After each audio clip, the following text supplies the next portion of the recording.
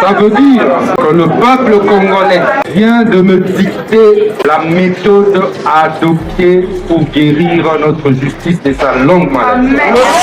On reconnaît la force d'un homme, non pas à ses paroles, mais à la cohérence entre ce qu'il dit et ce qu'il fait. Il est le plus jeune candidat à la présidentielle de 2023 en RDC, docteur en droit, avocat respecté et ministre de la Justice dès 2024. Constant Moutaba, puisque c'est de lui qu'il s'agit, s'était taillé une réputation de dur à cuire face à la corruption et au banditisme. Né en 1988 à Luputa, élevé à Kisangani, diplômé de l'Université de Liège, Moutaba est un homme précis. Dès ses années étudiantes, il fonde le mouvement Noguès, puis le parti Dipro. Sur les bancs de l'université comme dans l'arène politique, il se forge l'image d'un incorruptible. En 2024, nommé ministre de la Justice, il lance de vastes réformes. Digitalisation des procédures, désengorgement des prisons et surtout une lutte acharnée contre les réseaux mafieux. Kinshasa s'en souvient. L'opération Ndobo, dirigée par lui, met à terre des centaines de Kuluna. Plus de 1300 arrestations,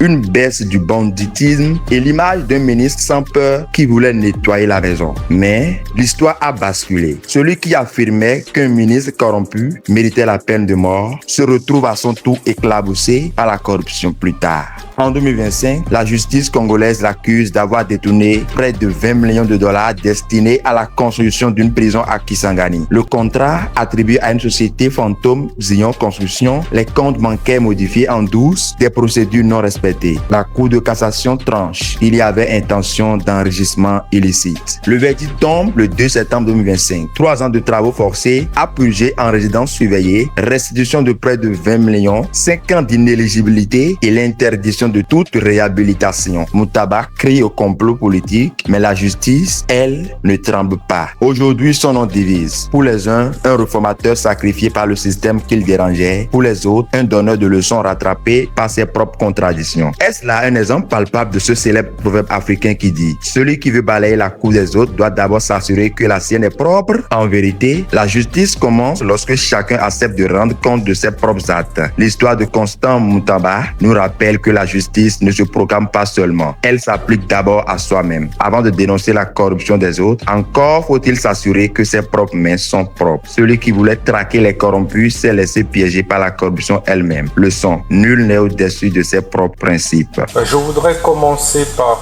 Psaume 34, 19, qui dit ceci: le malheur atteint souvent les justes, et Dieu l'en délivre toujours.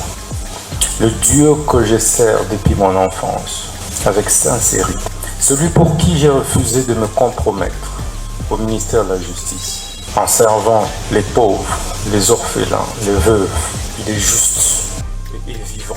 Il ne m'a jamais abandonné, quelles que soient les épreuves.